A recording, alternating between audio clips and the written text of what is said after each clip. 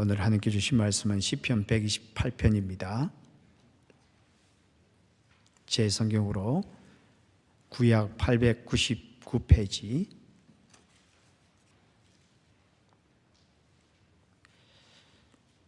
시편 128편 899페이지.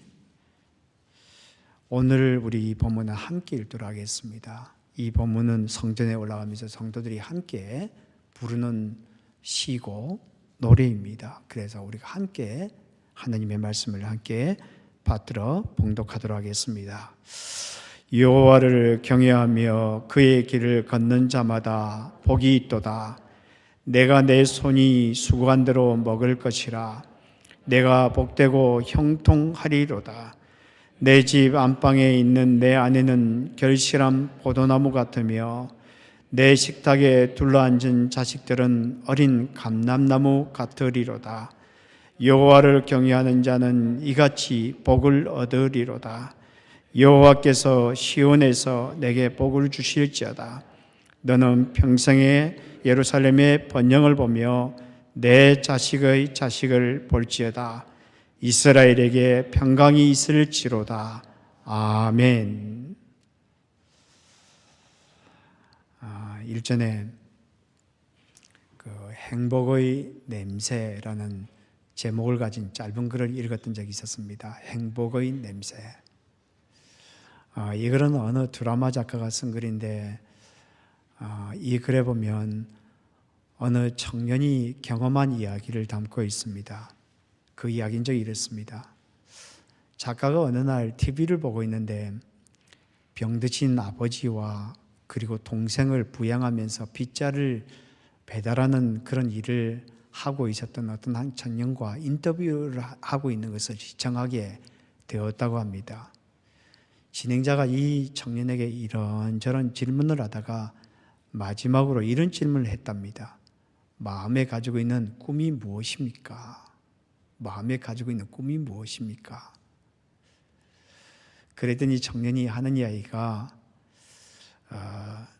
좋은 냄새가 나는 가정을 갖고 싶습니다. 좋은 냄새가 나는 가정을 갖고 싶습니다. 그러더랍니다. 그러니까 이 진행자가 다시 물었답니다. 어떻게 그런 꿈을 갖게 되었습니까? 그렇게 물었답니다.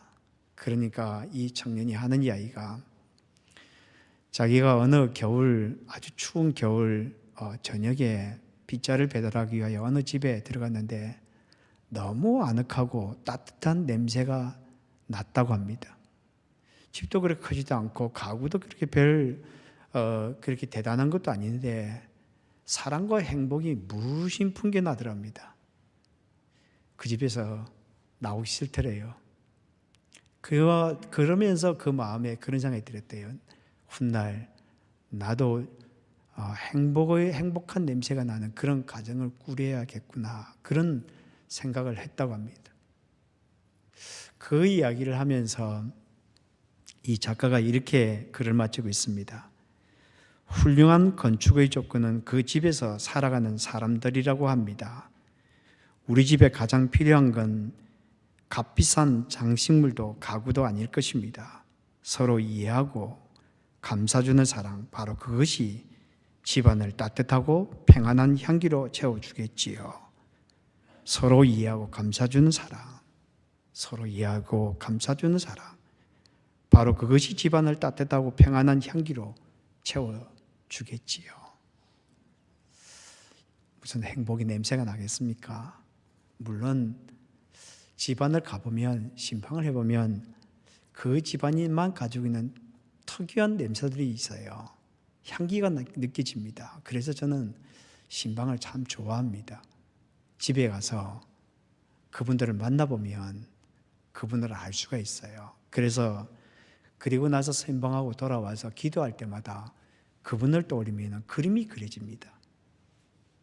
그래서 여러분, 신방을 받지 않은 분들은 꼭 신방을 받으십시오. 목사에게 도움이 되는 게 아니라 여러분들을 위하여 기도합니다. 그런데 이 행복이라는 것은 행복 자체에 냄새가 있겠습니까?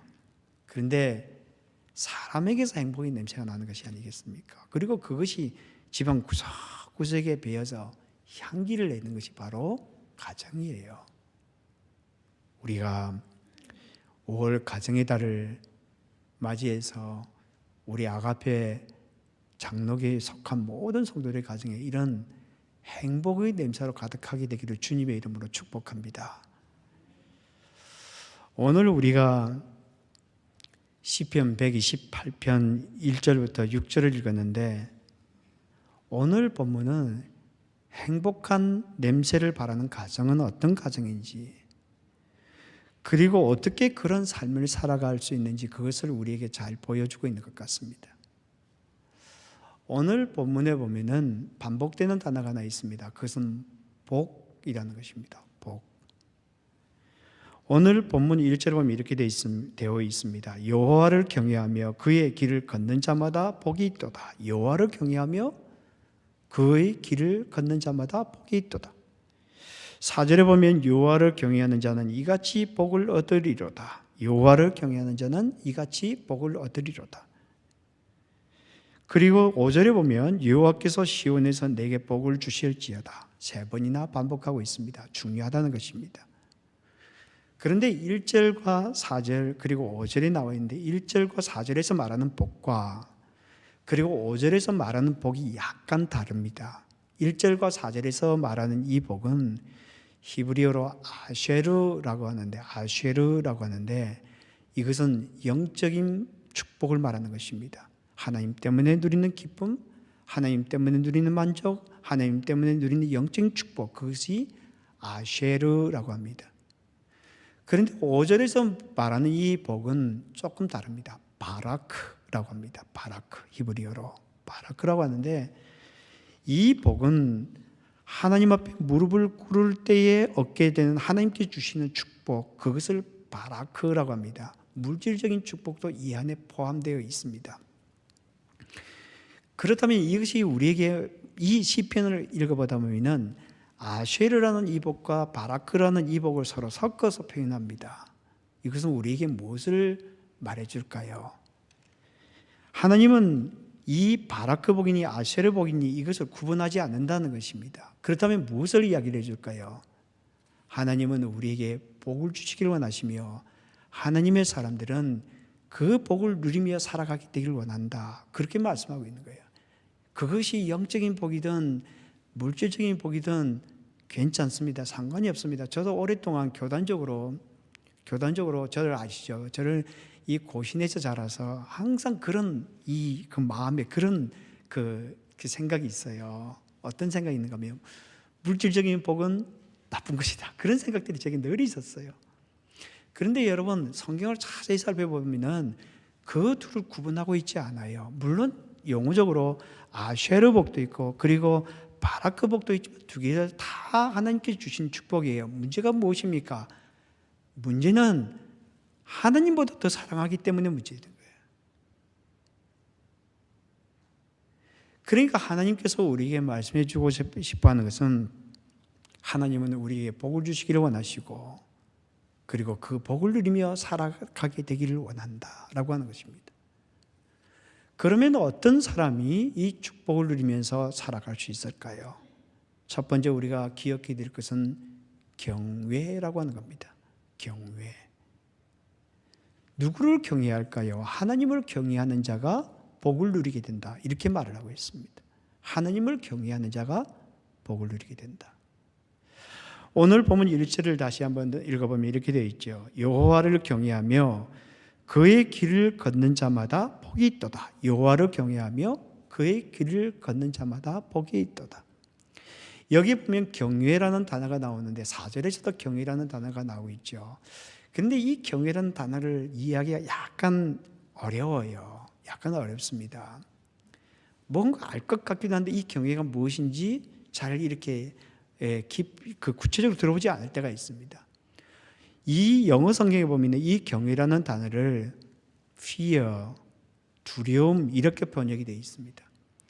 근데 한글 성경에서는 경외라는 이 단어가 존경할 경자에 두려워할 외자입니다. 그래서 한글 성경이 이 말의 경외에 대해서 잘 나타내고 있습니다. 경외라는 것은 두려워하는 마음, 그리고 존경하는 마음, 그것을 경외라고 합니다. 그런데 원래 이 경외라는 이 단어는 히브리어로 야레라고 하는데, 야레라고 합니다. 그런데 이 말의 뜻은 무엇인가 하면 하나님의 권위와 거룩함 앞에 섰을 때에 나타나는 감정입니다. 하나님의 권위와 거룩함 앞에 섰을 때에 나타나는 감정, 그것이 바로 두려움이요, 그것이 바로 존경입니다. 그렇다면 오늘 본문이 우리에게 이야기해 주는 것은 무엇인가 하면 하나님을 두려워하는 감정을 가지십시오, 그리고 하나님을 존경하는 마음을 가지십시오, 그것을 말하고자 하는 것이 아닙니다. 여기 경외하라고 하는 것은 하나님 앞에 서라는 겁니다. 하나님 앞에 서라는 겁니다. 하나님 앞에 서게 되면, 하나님의 얼굴 앞에 서게 되면 두려운 마음이 생길 수밖에 없다는 겁니다. 그리고 하나님을 존경하는 마음을 가질 수밖에 없다는 겁니다. 여기서 경외라는 것은 감정 이상이에요. 감정 이상이라는 겁니다. 여러분 생각 한번 해보세요. 하나님이 지금 이 자리에서 우리 가운데 지금 서 있다고 가정을 한번 해봅시다. 물론 그분이 우리 영적으로 우리 가운데 계십니다. 근데 여러분이 시각적으로 지금 본다고 가정 한번 해보십시오. 어떤 마음이 들겠습니까? 성경에 많은 사람들이 두려워했다, 놀랐다, 이렇게 말을 합니다. 그러니까 이것은 우리에게 어떤 감정을 이야기해 주려고 하는 것이 아니라 하나님 앞에서 살아가라, 그렇게 말을 하고 있는 겁니다. 여러분, 우리가 하나님 앞에서 살아가면 우리의 생각이 달라질 수밖에 없고 우리의 행동이 달라질 수밖에 없습니다. 여러분 지금 온라인으로 지금 여러분 보고 있는 예배 가운데 참여하는 분들도 있을지 모르겠지만, 여러분 온라인으로 예배 드린다 할지라도 하나님 앞에 우리가 서 있다, 하나님의 얼굴 앞에 서 있다, 그런 마음을 가지게 되면 우리가 함부로 예배를 드릴 수 없어요. 요즘 온라인으로 예배를 드리기 때문에 그런다고 그래요. 그냥 자다가 일어나가지고 잠옷 그냥 입고 그냥 TV 켜고 그래서 컴퓨터 켜서 보시는 분들도 있대요. 저희 교회는 그런 분들이 한 분도 없을 줄 믿습니다. 근데 그런 분들이 있대요. 다른 교회 이야기입니다.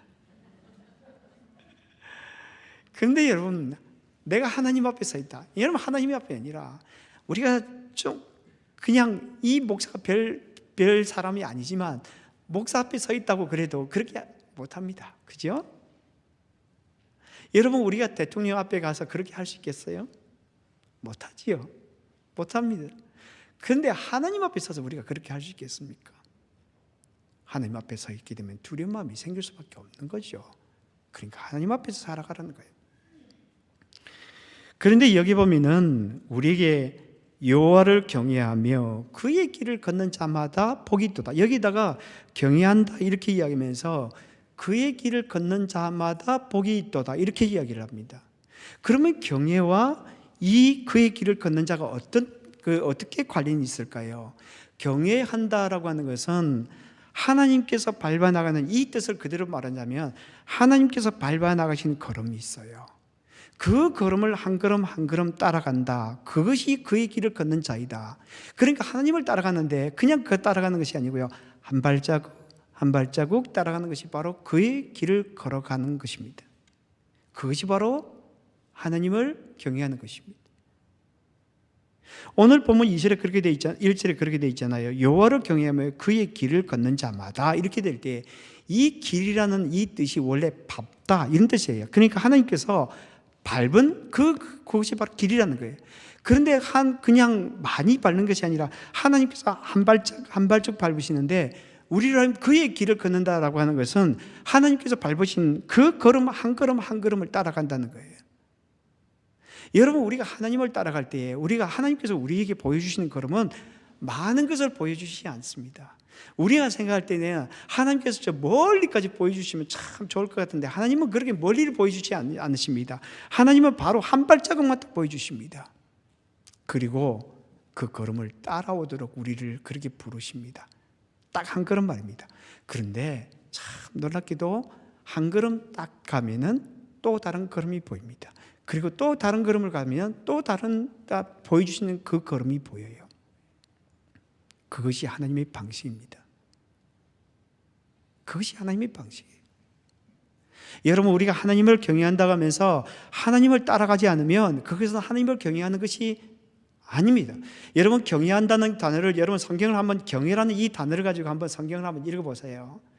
이 경외라는 이 단어를 보면은 항상 무엇과 관련되어 있는가 하면 순종과 관련되어 있습니다.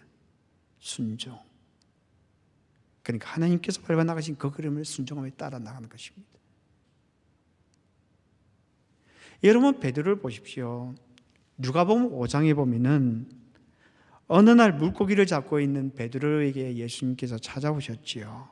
그리고 배를 빌려서 무리를 가르쳤습니다. 그리고 나서 베드로에게 이렇게 말씀하셨어요. 깊은 데로 가서 그물을 내려 고기를 잡으라. 그래서 베드로가 이렇게 대답하지요. 선생님, 우리들이 밤새도록 수고했지만 잡은 것이 하나도 없었습니다. 그래도 말씀에 의지하여 그렇게 하리이다. 그리고 나왔는데 물고기를 많이 잡았는데 힘이 많아서 다른 사람을 불러야 할 그런 지경이 됐습니다. 그때 이 베드로가 했던 것이 예수님께 찾아와서 이렇게 말합니다. 주여, 나를 떠나소서, 나는 죄인이로소이다. 주여, 나를 떠나소서, 나는 죄인이로소이다. 이렇게 고백을 합니다. 왜 이렇게, 참 뜬금이 없잖아요. 왜 고기를 잡다가 고기가 많이 잡힌 것을 보고 그가 와서 예수님께 나는 죄인입니다라고 그렇게 고백을 했을까요? 성경에 보면 이렇게 되어 있습니다. 이는 모든 사람이 고기 잡힌 것으로 말미암아 놀라고 함께 있던 베드로와 요한도 놀랐습니다. 그러니까 놀랐다는 거예요. 두려운 마음이 생겼다는 겁니다. 예수 그리스도께서 하나님이심을 알게 된 거예요. 그 앞에 서서 그렇게 고백합니다. 자기 비천함을 깨닫게 된 거예요. 그것이 바로 경외입니다. 그러자 베드로가 이렇게, 그 다음 나오는 마지막 절에 이렇게 이야기합니다. 그들이 베드로를 육지에 대고 모든 것을 버려두고 예수를 따르니라. 여러분, 경외의 결과는 무엇인가 하면 항상 따름이에요. 경외의 결과는 따름입니다. 어디를 따라가느냐? 말씀을 따라가는 겁니다. 주께서 우리에게 보여주시는 그 한 걸음을 따라 나가는 것입니다. 그것이 경외예요. 여러분, 하나님께서 우리에게 무슨 두려운 마음을 줘봐야 우리에게 무슨 두려운 마음을 주고 싶어 하겠어요. 여러분, 우리가 두려운 마음을 안 가져도 우리는 하나님께 아무런 해가 없어요. 그런데 왜 이렇게 경외에 대해서 가르쳐 주고 싶어 할까요? 왜 이렇게 가르쳐 주고 싶어 할까요? 그럴 때 올바르게 살아가는 삶이 나오거든요. 복된 삶이 무엇인가 하는 것들을 알 수가 있거든요. 혹시 우리들 가운데 지금 어떤 삶을 살아야 될지 혼란스러운 그런 분들이 있습니까? 여러분, 한 걸음만 딱 따라가십시오. 많은 걸 생각하지 마십시오. 한 걸음, 오늘 하나님께 주신 말씀 하나 딱 붙들고 살아가 보십시오. 그러면 하나님께서 우리에게 보여주고 싶어 하시는 그 그림이 보이게 될 거예요. 여러분, 우리 자녀들을 어떻게 도와야 될지 그렇게 잘 모를 때가 있잖아요. 여러분, 우리 자녀들을 위해 기도할 때 그것을 위하여 기도해 주십시오. 우리 자녀들이 한 걸음만 따라가는, 많은 걸 생각하지 않냐고 하나님께서 보여주신 딱 한 걸음만 따라가는 그런 자녀들이 되게 해주십시오. 그렇게 기도할 수 있게 되기를 바랍니다. 그러면 하나님께서 그 자녀들을 위하여 가지고 계시는 그림이 무엇인지 알게 됩니다.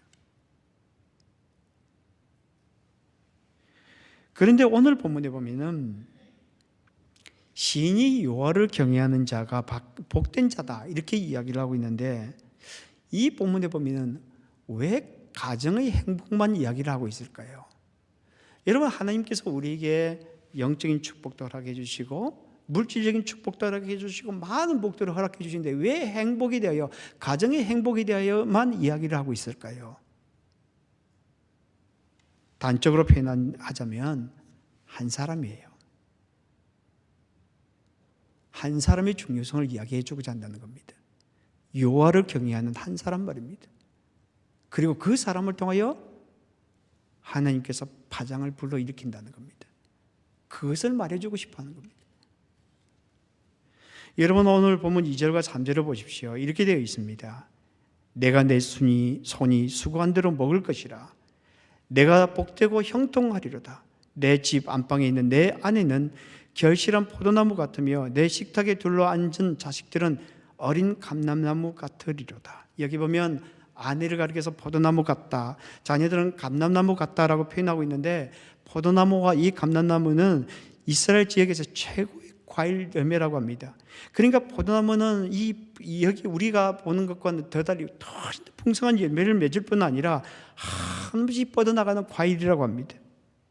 그리고 감람나무는 여러 가지 용도로 사용되는 그런 과일나무입니다. 안에는 포도나무처럼 풍성한 존재가 되고 잔에는 감람나무처럼 존귀하게 사용되는 그런 존재가 될 것이라고 그렇게 말을 하고 있습니다. 여러분, 우리 모든 가정들이 그렇게 되길 바랍니다. 하나님께서 그렇게 말씀하십니다. 아멘이라고 말한 분들 가정에 임할 수 있게 되길 바랍니다. 여러분, 하나님의 약속은 그래 붙들고 살아가는 거예요, 그죠? 그런데 여러분 생각 한번 해보세요. 여기 아내와 자녀들이 이런 풍성한 그 축복을 누리며 살아갔는데 지금 여호와를 경외하는 자가 누구입니까? 남자잖아요. 가장이잖아요. 그런데 이 가장이 지금 여호와를 경외하는데 왜 아내와 그리고 자녀들이 축복을 받을까요? 한 사람이에요.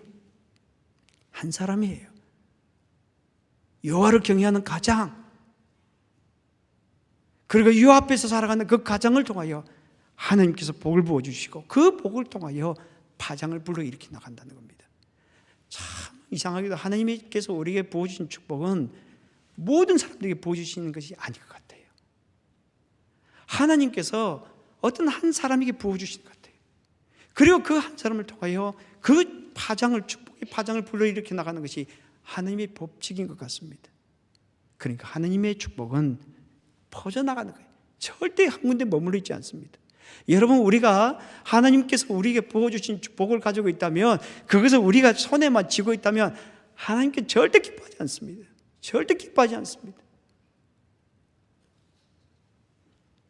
에스겔 47장에 보면은, 저는 이 본문을 참 좋아하는데요, 이 성전에서 물이 흘러나옵니다. 물이 흘러나오는데 그 환상이 물이 흘러나오는데 처음에는 무릎까지 오게 되었고, 그리고 그 다음에 허리까지 오게 되었고, 나중에는 물이 그 사람이 건너지 못할 강을 이루게 되고 바다가 되었다. 그러니까 그렇게 되어서 사람이 건너지 못할 그 상태까지 이르게 되었다, 이렇게 말합니다. 그런데 성경은 이렇게 이야기를 합니다. 이 물이 동쪽으로 향하여 흘러 아라바로 내려가서 바다에 이르르니 이 흘러내리는 물로 그 바다의 물이 되살아나리라. 이 강물이 이르는 곳마다 번성하는 모든 생물이 살고 또 고기가 심히 많으리니 이 물이 흘러 들어가므로 바닷물이 되살아나겠고 이 강이 이르는 각지의 모든 것이 살 것이며 강 좌우가에는 각종 먹을 과실나무가 자라서 그 잎이 시들지 아니하며 열매가 끊이지 아니하고 달마다 새 열매를 맺으리니 그 물이 성소를 통하여 나옵니다.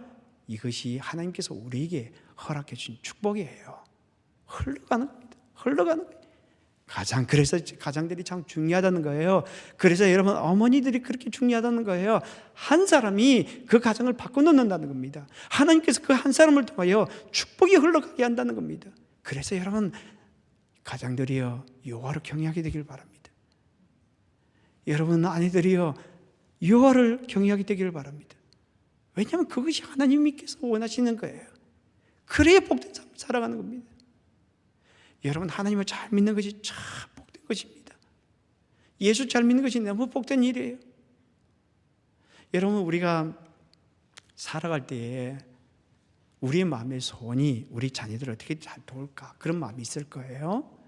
그리고 어떻게 행복한 가정을 살아나가게 될 것인가 마음이 생각할 것입니다. 그런데 여러분, 마음의 소원을 한 가지만 딱 가지면 돼요.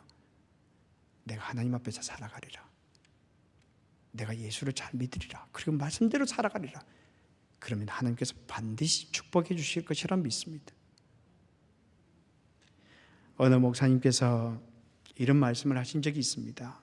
이 목사님이 수요 예배를 마쳤는데 어떤 한 집사님이 자기 직장 동료와 함께 왔다고 합니다. 그런데 이 직장 동료의 가정은 참 어려운 상태였다고 합니다. 남편이 부도를 당했고요. 그리고 감옥에 갇혔고 집은 경매 처분이 되어서 돈이 될 만한 것이 하나도 없는 상태였습니다. 심지어 자신의 월급까지 차압이 된 그런 상태였습니다. 어린 자녀들과 함께 살아가기 위해서라면 이혼을 할 수밖에 없는 그런 상황이었습니다. 그리고 무책임한 남편과 더 이상 살고 싶은 마음도 없었습니다. 그때 이 교회 집사님이 직장 동료에게 이렇게 권했다고 합니다. 이혼은 언제든지 할 수 있으므로 그 전에 먼저 예수님을 믿어보라. 그렇게 권했답니다. 계속되는 이 집사님의 권유 때문에 어쩔 수 없이 수요 성경 공부에 참여한 것입니다. 성의된 보답으로 딱 한 번 참석하기로 했는데 그때 하나님께서 역사하신 겁니다. 그리고 목사님 찾아와서 이렇게 물었답니다. 목사님, 한 가지만 묻겠습니다.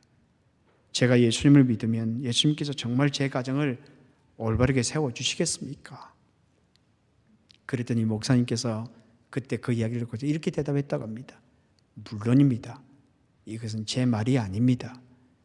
주님께서 주 예수를 믿으라. 그러면 너와 내 집이 구원을 얻으리라 라고 약속하셨습니다. 주님을 믿고 주님의 말씀을 쫓아 사십시오.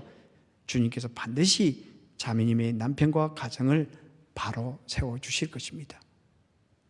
이 말씀을 믿고 이 사람이 그 자리에서 예수를 믿게 됐대요. 그 이후로부터 예수님의 말씀만 순종하게 됐대요.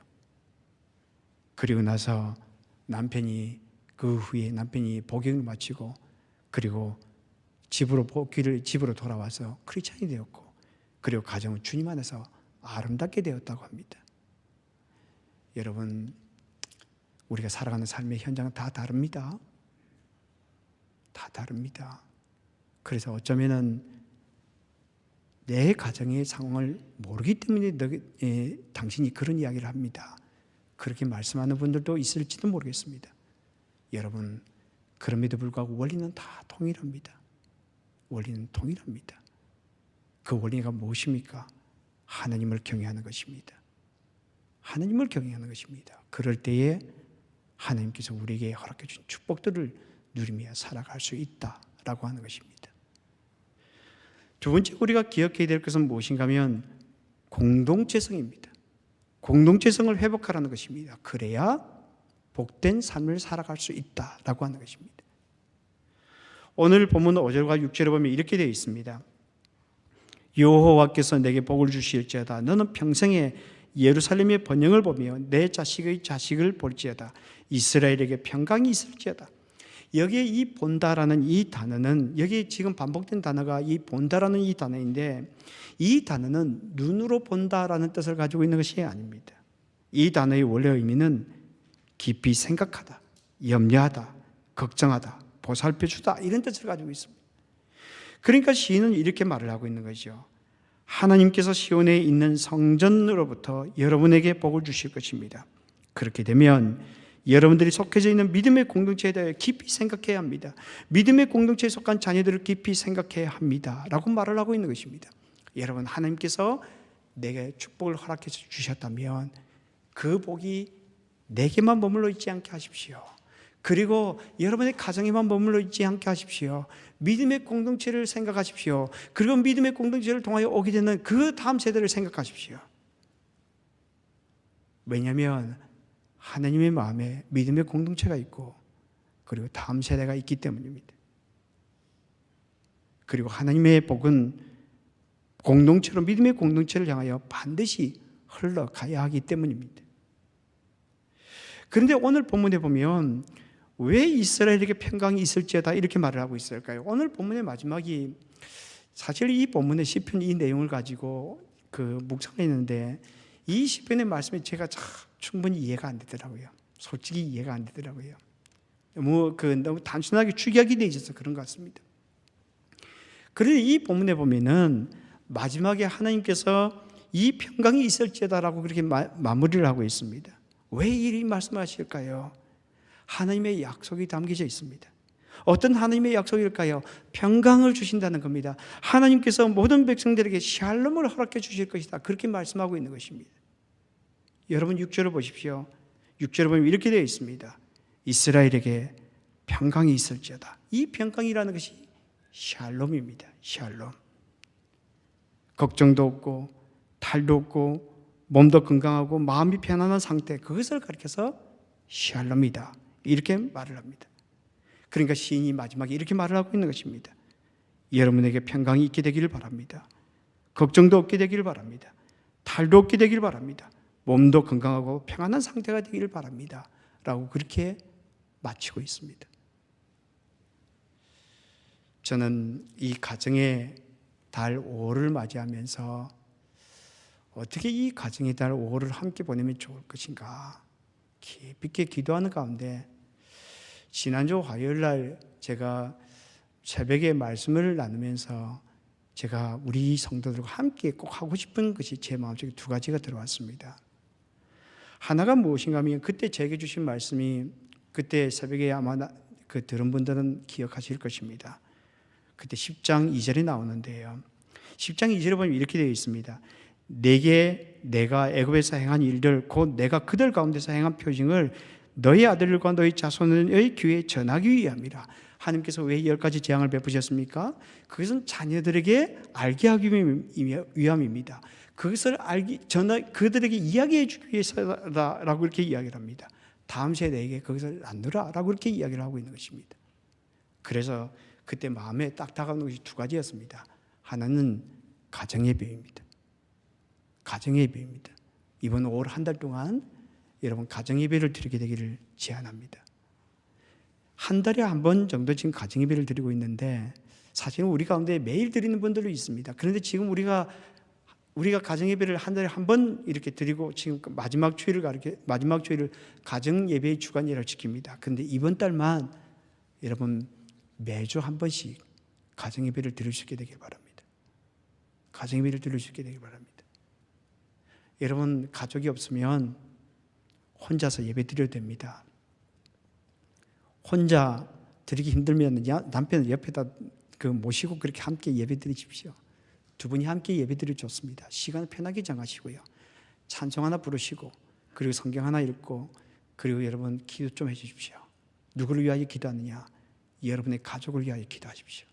그리고 기도할 때에 꼭 하셔야 될 것이 있습니다. 자녀들을 위하여 축복을 많이 해주세요. 자녀들을 위하여 축복을 많이 해주세요. 여러분 자녀들을 보면서 오랫동안 같이 있게 되면 자녀들이 그렇게 마음이 싹 안 들어요.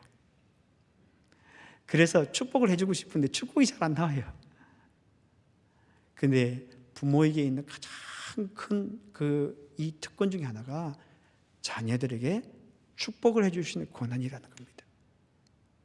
그래서 여러분 가정예배를 드리면서 자녀가 있다면 자녀 위에 손을 얹고 기도해 주세요. 여러분 기도하고 싶은 축복하고 싶은 것만큼 축복해 주세요. 자녀들이 그런 축복을 임한다는 게 얼마나 복이 감사한 일입니까? 여러분 마음에 자녀들이 잘 되기를 바라지 않습니까? 바라지요. 그럼 기도해 주세요. 손을 얹고 그걸 기도해 주세요. 마음에 가진 소원을 그대로 이야기해 주세요. 혹시 자녀들이 너무 장성해서 만약 기도를 할 수 없다면 여러분 자녀가 그 앞에 있다고 생각하고 그 자녀를 위하여 기도해 주세요. 손을 얹고 손을 뻗고 그 자녀를 바라보면서 기도해 주세요. 하나님께 틀림없이 역사하실 것이라 믿습니다. 여러분 마음의 소원을 가지면서 왜 기도를 하지 않으십니까? 여러분 아버지들이요 어머니들이요 기도하십시오. 가정의 예배를 드리십시오. 여러분의 가족들을 위하여 특별히 부모님을 위하여 그리고 여러분의 자녀들을 위하여 특별히 이번 달을 기도하십시오. 또 하나 여러분들에게 제안드리고 싶은 것 중에 하나가 기도입니다. 어떤 기도냐? 영적인 부흥을 위하여 기도해 주시기 바랍니다. 여러분 우리가 자녀들을 위하여 우리가 하나님에 대하여 이야기를 해주라라고 이렇게 이야기하는데 하나님에 대한 이야기를 할 때에 무엇을 이야기해 줄 수 있겠습니까? 내가 경험한 하나님을 이야기해 줘야 돼요. 여러분 목사도 마찬가지입니다. 강단에 서서 아무리 자기가 그 화려한 이 학문적인 것을 가지고 이야기도 사람들의 마음에 깊이 들어오지 않아요, 여러분. 그렇잖아요. 여러분들이 더 잘 알잖아요. 그래서 그런 설교를 하고 있으면 벌써 알아요, 상도들이. 벌써 압니다. 근데 여러분, 내가 경험한 하나님을 이야기를 할 때는 그것이 벌써 마음으로 달라져요. 받는 분들 다릅니다. 그러면 우리가 다음 세대에 해줄 수 있는 이야기가 무엇입니까? 바로 하나님에 대해 이야기해 주는데 내가 경험한 하나님 이상을 절대 이야기해 주지 못한다는 겁니다, 여러분. 그러면 우리가 무엇을 위하여 기도해야 되겠습니까? 하나님을 경험하게 해주십시오. 하나님을 경험하게 해주십시오. 하나님의 은혜를 누리며 살아가게 해주십시오. 그것을 자녀들과 나누게 해주십시오 라고 이렇게 영적인 부흥을 위하여 기도하게 되기를 원합니다. 이번 한 달 동안 저는 여러분들에게 두 가지를 제안합니다. 하나는 가정예배입니다. 가정예배예요. 가정예배 잘 안 드려져요. 사실은 가정예배 잘 안 드려집니다. 그래도 올 한 달 동안은 여러분, 저는 사실 마음속에 들었던 생각이 좀 매일 했으면 좋겠다 이런 생각이 들었는데 아이들이 감당하지 못할 거예요. 일주일에 한 번씩 시간을 정하고 짧게 하십시오. 절대 길게 하지 마십시오. 짧게 하십시오. 짧게 하고, 그리고 기도를 많이 해주세요. 그리고 또 하나는 교회 영적 부흥을 위하여 기도해 주시기 바랍니다. 교회 영적 부흥을 위하여 기도해 주시기 바랍니다. 그것이 바로 공동체를 위하여 공동체를 섬기는 것입니다. 오늘 하나님께서 우리에게 이렇게 말씀하십니다. 여호와를 경외하며 그의 길을 걷는 자마다 복이 있도다. 그리고 4절에 보면 여호와를 경외하는 자는 이같이 복을 얻으리로다. 5절에 보면 여호와께서 시온에서 내게 복을 주실지어다. 하나님은 우리에게 복을 주시기를 원하시고 우리가 복을 누리며 살아가게 되기를 원한다라고 하는 것입니다. 어떤 자가 그런 복을 누리며 살아갑니까? 경외입니다. 여호와를 경외하는 자입니다. 하나님 앞에서 살아가는 자입니다. 그리고 하나님께서 밟아나가는 그 길을 한 걸음 한 걸음 살아가는 자입니다. 그리고 또 하나는 공동체성을 회복하는 겁니다. 나의 복이 공동체에 흘러가도록 그렇게 살아가는 것입니다. 오늘 시인이 하나님께서 이 시인을 통하여 고민하는 것처럼 하나님을 경외하며 공동체성을 회복함으로 말미암아 복된 삶을 살아가는 우리 모든 성도들이 되기를, 그래서 복된 가정의 삶을 살게 되기를 주님의 이름으로 축복합니다. 같이 기도하겠습니다.